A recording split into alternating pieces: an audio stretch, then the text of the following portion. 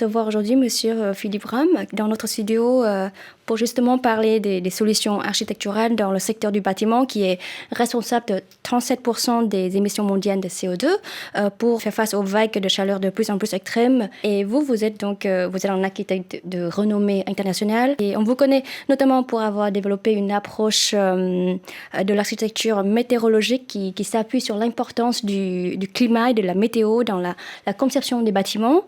Vous êtes considéré donc comme un inventeur de ce concept en fait. Donc qu'est-ce que c'est exactement? Est-ce que vous pouvez expliquer? L'idée, merci pour l'invitation.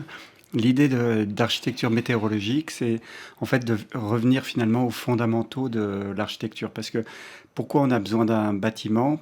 Parce que originellement, en fait, l'architecture sert à se protéger du climat. C'est-à-dire que quand il fait trop froid, on crée une bulle d'air plus chaude dans laquelle on peut se réfugier, donc c'est les maisons.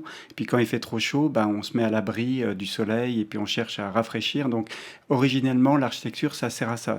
On l'oublie parfois, mais c'est vraiment en fait de créer des microclimats dans lesquels on peut habiter.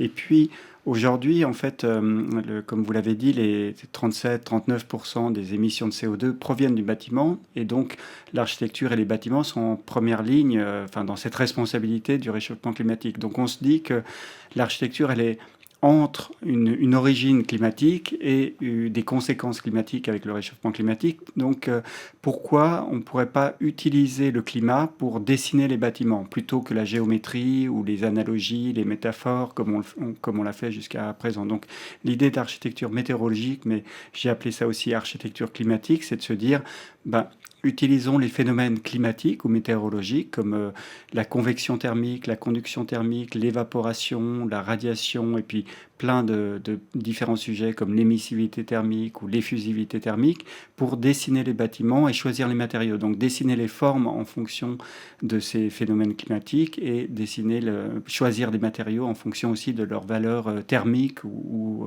rafraîchissante ou réchauffante. Et donc, en quoi cette approche est différente de l'architecture classique contemporaine? Alors, je dirais que l'architecture classique contemporaine, en réalité, elle a été guidée par les énergies fossiles. En fait, les énergies fossiles nous avaient permis, à partir du 19e siècle, d'avoir les radiateurs, en fait, de se chauffer avec les radiateurs, et puis, à partir des années 1950, d'avoir l'air conditionné dans les bâtiments. Donc, finalement, l'architecte, il se souciait plus tellement de créer des endroits chauds ou froids par les formes qu'il choisissait ou par le choix des matériaux. En fait, tout reposait sur le travail des ingénieurs et des thermiciens qui mettaient en place les chauffages. Et donc ça a fait que l'architecture qui s'est développée à partir au XXe siècle, si on veut, elle était plus esthétique, plus elle traitait plus de ces questions thermiques. On pouvait avoir des façades toutes vitrées à Dubaï ou au Vietnam ou à Taïwan, malgré le fait qu'il y ait plein de soleil qui rentre, on mettait l'air conditionné de plus en plus fort pour pallier à ça. Donc on se souciait plus des formes et des matériaux choisis. Alors le problème aujourd'hui, c'est qu'on ne peut plus faire de la même manière à cause de l'épuisement des ressources, mais aussi à cause du réchauffement climatique. Et donc, en fait, l'idée, c'est de revenir à cette question un peu infrastructurelle de l'architecture. Et ça, c'est complètement différent de ce qu'on faisait il y a 10 ans. Parce qu'il y a 10 ans, c'était des choix. Par exemple, si je choisis une couleur, je pouvais choisir de quelle couleur est mon bâtiment. Alors je pouvais me dire il pourrait être bleu ou violet ou rouge ou je sais pas. Enfin, je pouvais choisir comme je voulais. Mais aujourd'hui, on va se dire non, j'aurais plutôt intérêt à faire un bâtiment plutôt clair, blanc, parce que ça va renvoyer les rayons du soleil et rester frais, quoi. Donc en fait, les modes de décision changent et changent complètement en fait par rapport à l'architecture contemporaine il y a quelques années. Mais en France, quels sont les défauts ou, disons, les erreurs des logements pour qu'ils puissent faire face aux chaleurs ou le pic de chaleur? Alors en France, comme en Suisse, en fait, l'été n'était jamais trop chaud. En fait, il faisait un peu chaud de temps en temps, mais en fait, les architectes et les bâtiments ne se souciaient pas du tout de l'été. On faisait que des choses contre le froid, en fait. Et contre le froid, donc ça s'est transformé au cours du XXe siècle, notamment avec l'apparition de l'isolation thermique. Enfin, et donc on a fait ça à partir des années 1970. On a mis des isolants, mais on n'a jamais réfléchi à l'été, en fait. Et donc le problème des bâtiments aujourd'hui en France ou en Suisse, c'est qu'ils ne sont pas faits pour résister aux chaleurs de l'été. Et donc, par exemple, pour donner un exemple très concret, si on prend les chalets suisses, tout en bois, en Suisse, il y a une grande tradition de construire en bois. Et en réalité, si on fait une maison en bois, elle est très bonne, parce qu'après, il y a de l'isolation thermique qui l'isole, qui lui permet de bien résister, bien être isolé par rapport au froid. Mais en été, en fait, dès qu'il fait un peu chaud, en fait, le bois, il a aucune, ce qu'on appelle l'inertie thermique. En fait, il emmagasine pas de la froideur durant la nuit, ce qui fait que dès qu'il fait chaud, dès que l'air est chaud dehors, bah, et ça sera chaud dedans. Et donc, en fait, on aura la même température à l'intérieur de la maison qu'à l'extérieur. Et donc, aujourd'hui, on dit, bah non, ça marche plus, les maisons tout en bois, il faut remettre de la masse à l'intérieur, de la pierre ou de la terre, voire même du béton, en fait, pour que on puisse charger durant la nuit ce matériau qui a une épaisseur, de le charger de froideur, et comme ça, la journée, en fait, il va redonner cette froideur et on va pas avoir immédiatement trop chaud à l'intérieur des maisons. Donc ça, c'est un des problèmes de l'architecture en France et en Suisse, dans les climats tempérés, qui n'avaient pas été faits pour ça, quoi, pour les chaleurs. Donc, selon vous, quelle serait la première chose à changer dans la conception des logements pour mieux supporter les canicules? Alors là, en fait, si on veut supporter les canicules, en fait, il faut regarder les quatre échanges thermiques qui existent, qui sont la convection thermique, la conduction thermique, la radiation et l'évaporation. En fait, c'est les quatre modes d'échange d'énergie entre un corps et un autre corps, quoi, et l'environnement. Et donc, si on veut refroidir, en fait, on doit réfléchir selon ces quatre méthodes. Alors, si par exemple, je prends le premier, je prends la radiation. La radiation, bah, il faut faire de l'ombre. Donc, il faut mettre des volets, des brise-soleil, des avant-toits qui partent loin pour empêcher le soleil de rentrer dans la maison. Et ça, par exemple, en France, il y a très peu de protection solaire. En fait, c'est pas, même elles ont été enlevées à Paris. Tous les volets avaient été enlevés alors qu'il y avait des volets. Donc, il y a tout un travail sur l'ombre à faire. Ensuite, l'évaporation, c'est le fait que, en fait, quand il y a un changement de phase entre liquide et gazeux, ça prend de l'énergie à l'air et ça fait baisser les températures. Et ça, on trouvait ça en Italie, par exemple, il y a beaucoup de fontaines dans les villes ou en Espagne, et les fontaines rafraîchissent réellement l'air, elles font baisser la température. Et on trouve ça même dans des maisons, par exemple à Marrakech au Maroc, ou en Inde, ou en Iran, on voit des rivières intérieures, des fontaines intérieures qui sont là pour rafraîchir. Donc l'idée d'utiliser comme ça l'eau pour rafraîchir est un moyen pour faire baisser la température. Puis le troisième, c'est la conduction. Donc là, en fait, il faut empêcher que la chaleur extérieure puisse rentrer. Donc il faut isoler les bâtiments de 20 cm de laine, comme ça, mais avec ce souci d'avoir de l'inertie thermique à l'intérieur. Donc dans l'isolation thermique, il faut de la masse quelque part pour pouvoir jouer sur des alternances entre le jour et la nuit. C'est que la froideur de la nuit s'accumule dans la maison et on puisse en profiter durant la journée. Et puis le dernier, c'est la convection. Et là, c'est le système en fait de l'éventail. Enfin, donc il faut pouvoir créer des courants d'air. Et ça marche seulement si la température de l'air est inférieure à 35 degrés.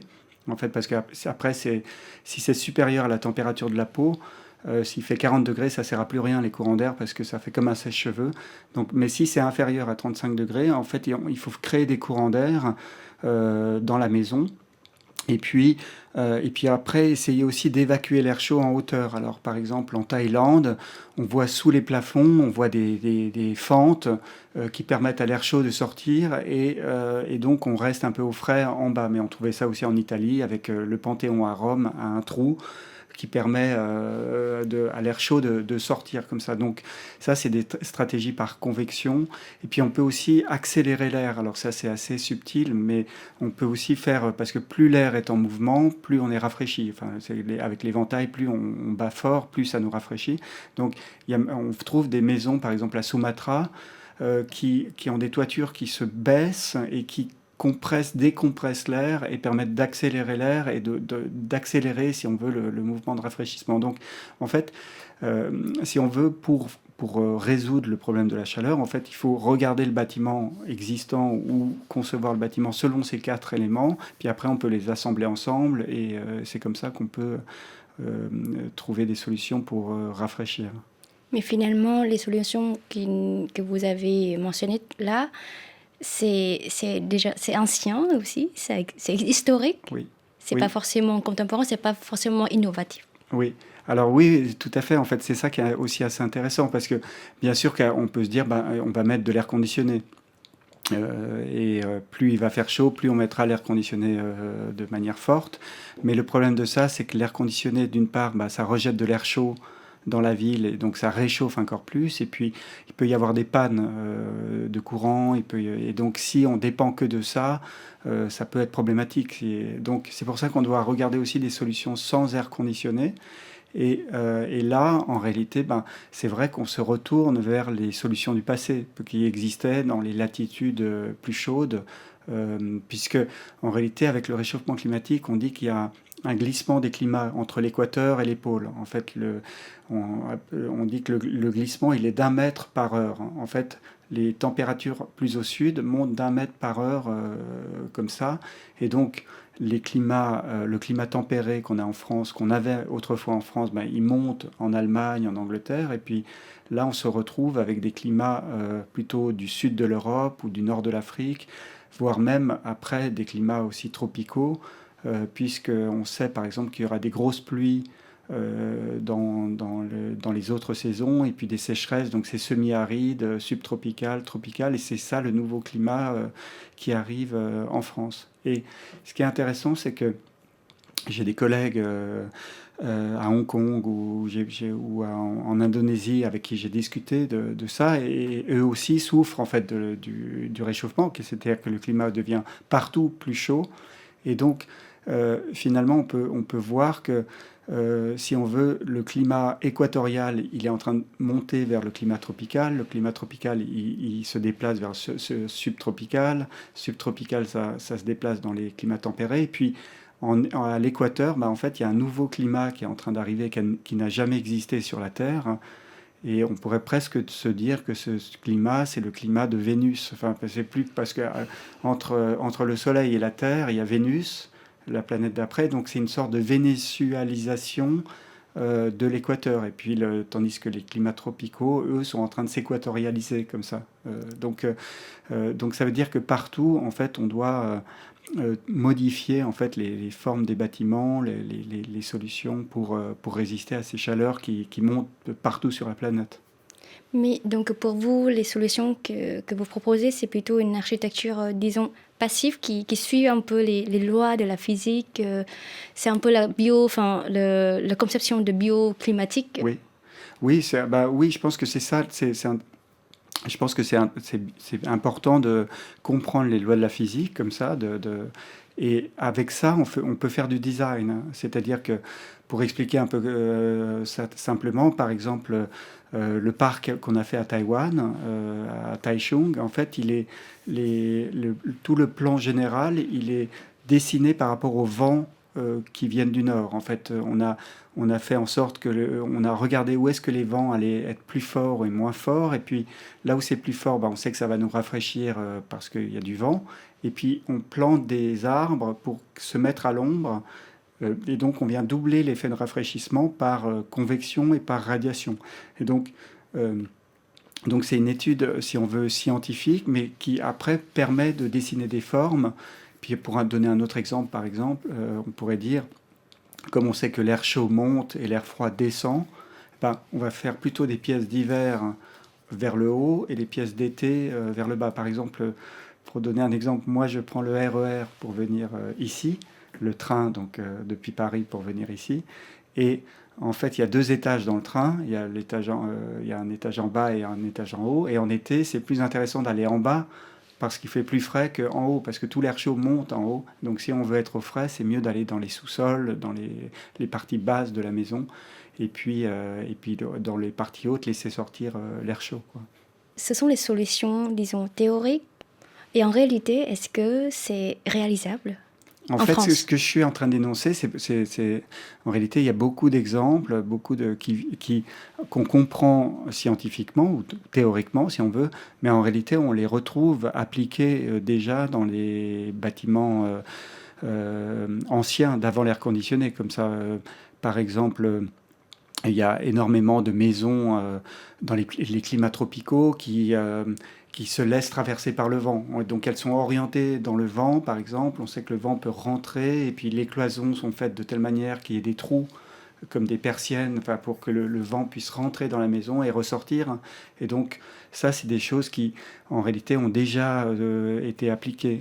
Et donc, on trouve des exemples de cette application de la théorie, si on veut, dans les...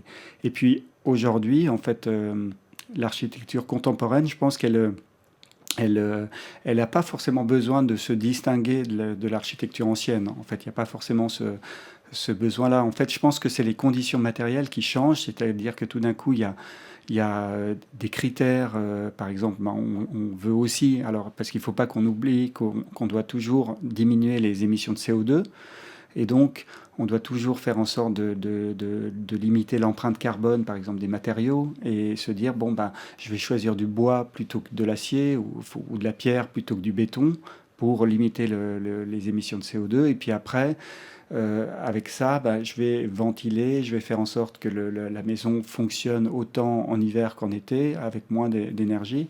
Et là, finalement, on réinvente un nouveau patrimoine de climat tempéré de France, mais qui n'a jamais existé, puisque en France, on ne se battait pas contre la chaleur. Parlons de Paris, qui est une ville, parmi les villes les plus touristiques au monde, qui est connue pour ses bâtiments anciens haussmanniens, qui est devenue une attraction de la capitale en fait. Paris est aussi de plus en plus touché par les vagues de chaleur extrêmes et en 2050, on a déjà prévu que on parle de 20 à 25 jours par an au-dessus de 35 degrés.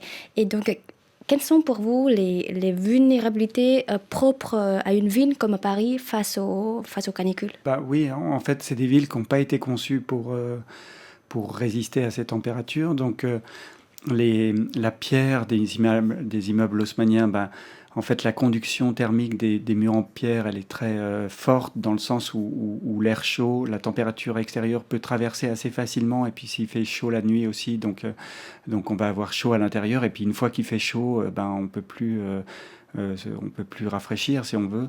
Et puis, je dirais qu'il y a peut-être la question la largeur des rues aussi, qui permettent au soleil de rentrer très fortement. Enfin, parce que plus on va dans le sud, plus les rues souvent sont étroites. Et puis, je pense qu'il y a une... Enfin, évidemment, dans l'histoire, on s'aperçoit qu'il y a des modes de fabrication des villes en fonction des climats. Et comme le climat est en train de changer, ben c'est sûr que la forme urbaine de Paris et les choix qui ont été faits ne correspondent plus forcément au climat qui vient. Donc il y aura une réadaptation de Paris. Peut-être qu'on verra des toiles au-dessus des rues pour empêcher la lumière, comme on peut en voir au Maroc ou à Istanbul, enfin des sortes de voilages pour éviter que le soleil tape trop fort. On verra peut-être les toits peints en blanc pour éviter la chaleur, pour faire rebondir les rayons du soleil, comme on peut voir en Grèce, des Mais choses comme ça. vous, si vous pourrez, ou si vous deviez intervenir à Paris, par quoi vous commencerez pour rendre la ville plus respirable en été? Alors, bah, je dirais, alors, ben, en fait, bon, pour partir d'un petit exemple, je dirais qu'il y a si on pense à l'espace public, par exemple, on se dit, c'est quoi la valeur de l'espace public? C'est les places, mais il y avait aussi les églises, par exemple, qui étaient des espaces publics où les gens pouvaient se réunir. Et puis aujourd'hui, on parle pas mal on voit à New York ou à Paris, il y a les cooling centers, des lieux où les gens qui n'ont pas l'air conditionné peuvent aller se réfugier s'il fait trop chaud, comme ça, comme un espace collectif dans lequel il fait plus frais. Et donc, cet espace plus frais, on peut le relier au sous-sol, parce que dans le sous-sol, il fait il fait 13 degrés, enfin 14 degrés à Paris, à moins 5 mètres, moins 10 mètres. Donc, essayer de prendre l'air froid des sous-sols comme ça et de créer une forme de grotte, en fait, de grotte qui pourrait être dans chaque arrondissement une sorte d'espace public où on pourrait se retrouver, mais qui aurait la valeur des espaces publics d'autrefois, en fait, par exemple en Provence, il y avait les places avec des platanes, on se mettait sous les arbres pour se protéger de la chaleur, et c'était aussi des lieux sociaux de réunion comme ça. Ou alors, on sait que les églises en Italie avaient aussi ce rôle de cooling center, en fait. Donc, moi, je partirais de ça, comme ça, de lieux, enfin de faire dans tous les arrondissements, tous les quartiers, de faire des lieux rafraîchis, alors de manière passive aussi, qui ne dépendrait pas de l'air conditionné. Donc je commencerai par ça, et puis après, il faut isoler les bâtiments, il faut remettre des volets, des protections solaires, essayer d'éviter la chaleur avec la blancheur en peignant les toitures en blanc. Après, on parlait de l'architecture, mais aussi l'architecture est en lien étroit avec le design, et Paris a une marque haussmannienne. Oui. Et comment est-ce qu'on peut mettre en équilibre tout ça, en fait? Comment on peut garder toujours l'esprit haussmannien Oui. en rendant la ville un peu plus respirable? Oui, alors, enfin, en fait, ça, c'est historiquement, c'est intéressant parce que aujourd'hui, quand vous dites c'est une ville très visitée, c'est aussi il y a cette valeur touristique de la ville, comme ça. Et cette valeur touristique, on peut dire qu'elle a augmenté ces dernières années, en fait. Et Paris, parce qu'avant les années 1960, les gens, ils démolissaient les bâtiments, ils n'avaient pas de respect pour les vieux bâtiments, pas beaucoup, en fait. On voulait même démolir Notre-Dame de Paris, donc il y avait l'idée que les bâtiments prennent une valeur visuelle, esthétique, comme ça vient aussi du tourisme, enfin, de l'attraction financière, enfin, par le tourisme de la ville.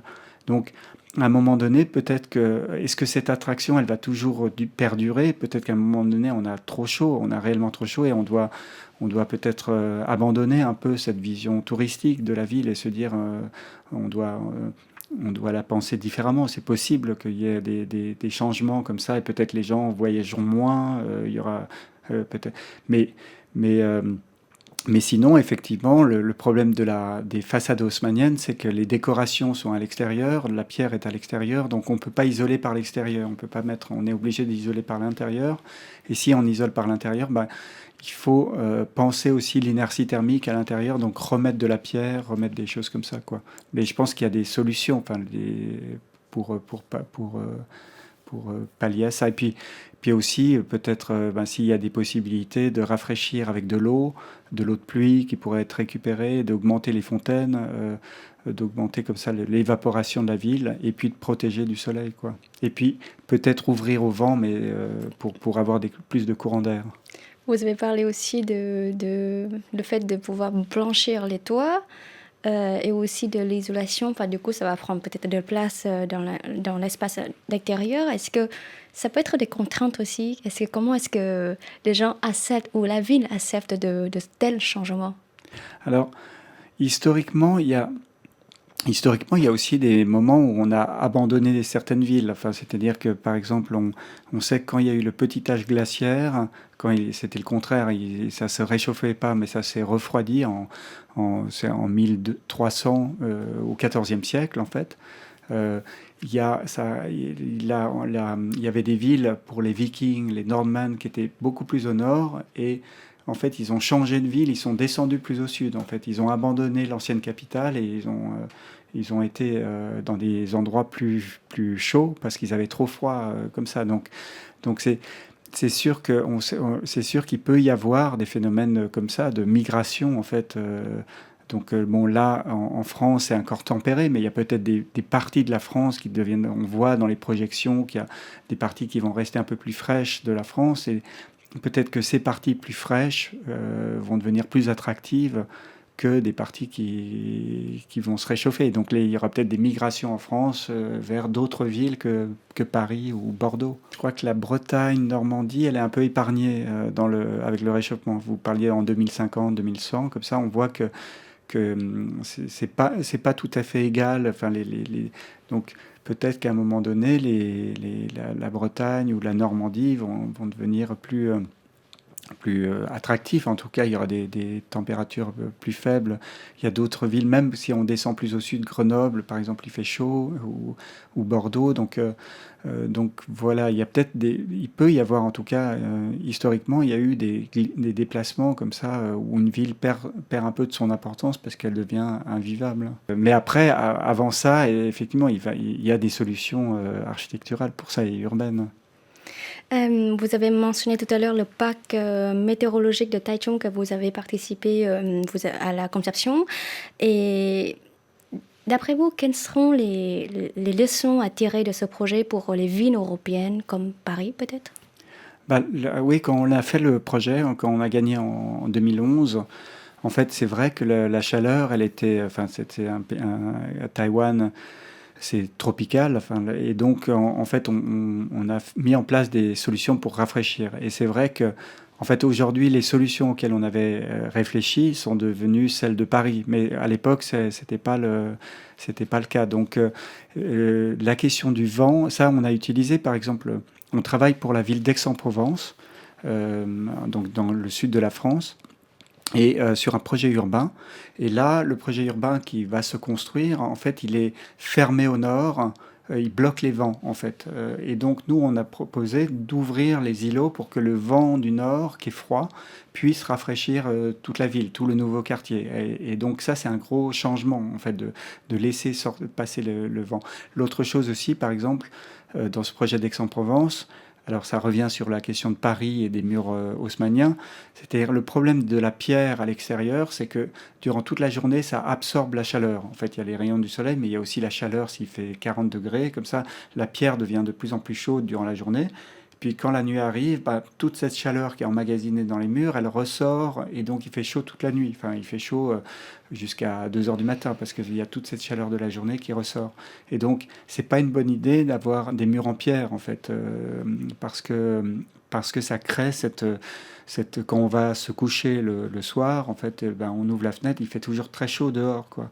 Donc, c'est mieux d'avoir des murs qui ont une très faible inertie thermique. Donc, l'idée d'isoler par l'extérieur est meilleure, en fait, que d'isoler par l'intérieur, parce qu'on évite cette surchauffe des rues durant la nuit qui se communique par les fenêtres à l'intérieur des logements.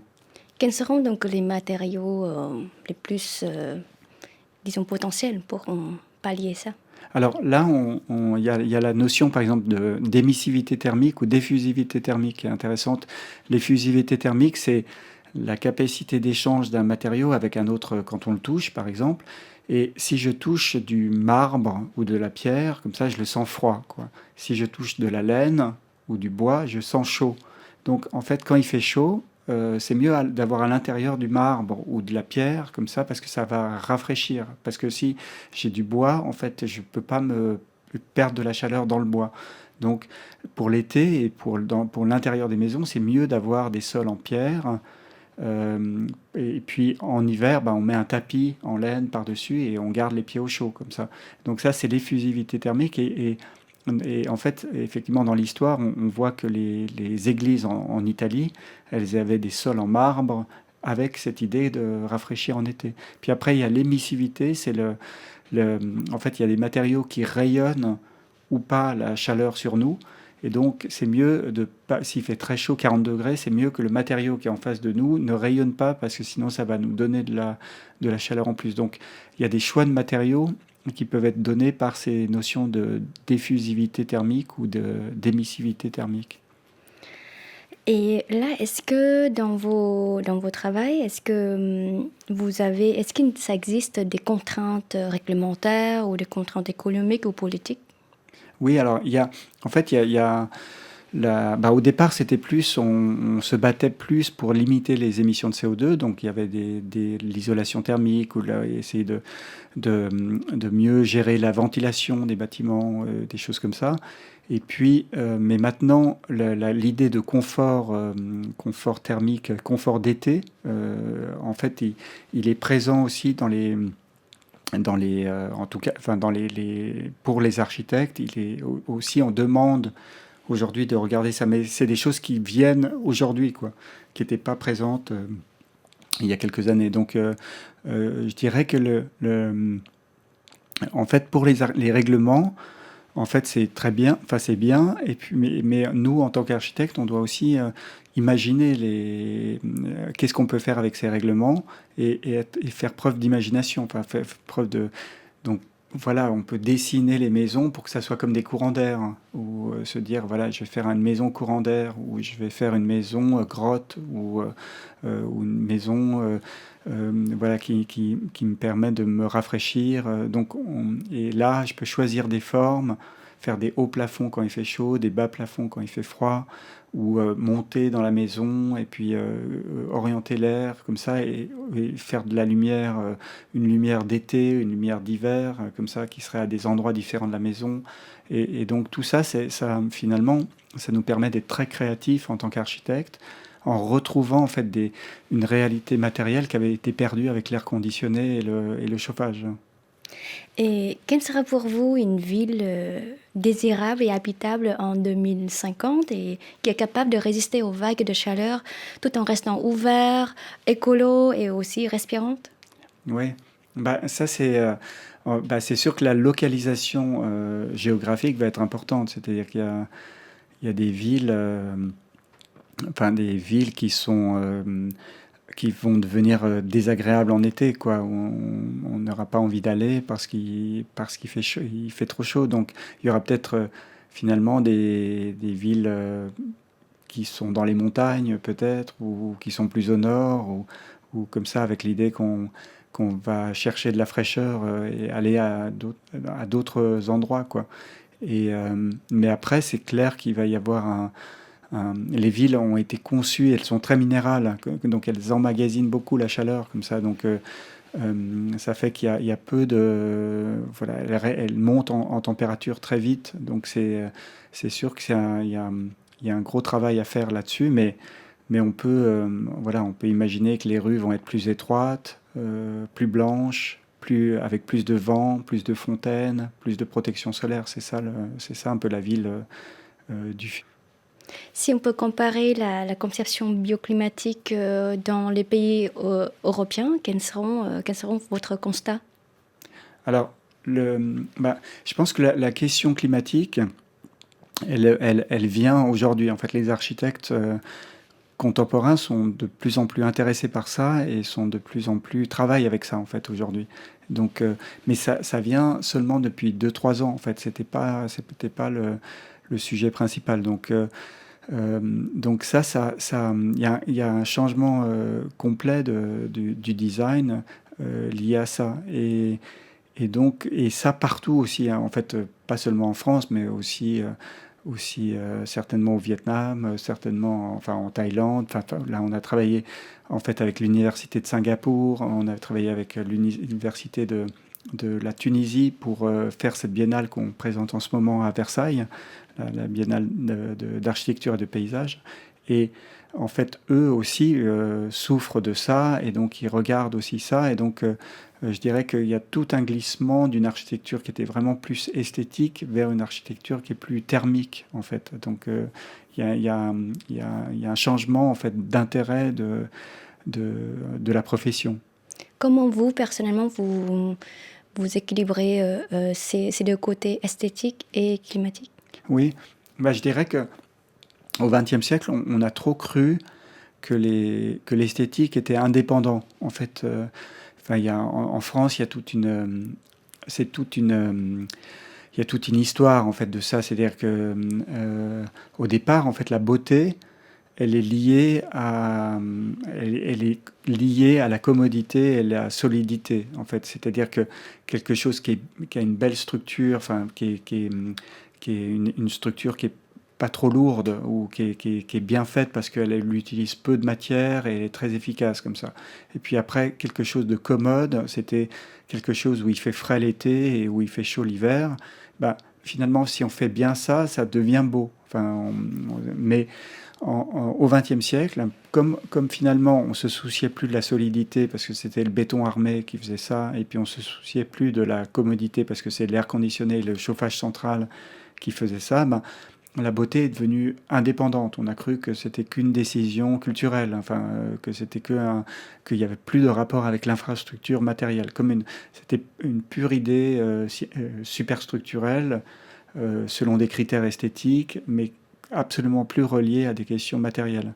Et en réalité, on s'aperçoit que la beauté, historiquement, a été reliée à ces questions-là. Donc, pour donner un exemple, il y a en Tunisie, il y a des murs qui ont des briques qui sortent et qui avancent et qui reviennent, enfin comme ça. Et puis, ça fait des motifs géométriques sur le mur et c'est très joli, c'est décoré comme ça, il y a une décoration. Mais en fait, on comprend aussi que ces briques qui sortent créent de l'ombre sur le mur, des micro-ombres sur le mur, et que ça permet de préserver le mur d'une trop forte chaleur du soleil, quoi. Donc, en fait, la décoration, elle est belle parce que c'est des jolis motifs géométriques, mais elle sert aussi à rafraîchir le mur. Donc, cette connexion, je pense que, en fait, on a cru au XXe siècle que l'esthétique était indépendant des ressources ou indépendant des infrastructures, mais en réalité, tout ça est relié ensemble. On n'a pas la même beauté si on a l'air conditionné que si on l'a pas, ou on n'a pas la même beauté si on a du charbon ou si on n'a pas de charbon. Je dirais que non, enfin, voilà, je pense que c'est très. En fait, pour les architectes, on est dans un moment très passionnant parce qu'il y a tout un renouvellement de la pensée et puis de la manière de faire, les projets, et donc c'est intéressant pour la profession et puis qui se rebranche comme ça sur quelque chose d'assez important, assez crucial pour l'ensemble des citoyens. Ça commence, les vagues. On me dirait peut-être les nouvelles vagues. Voilà. Ouais. Merci beaucoup pour ce partage et ce temps. Merci à vous.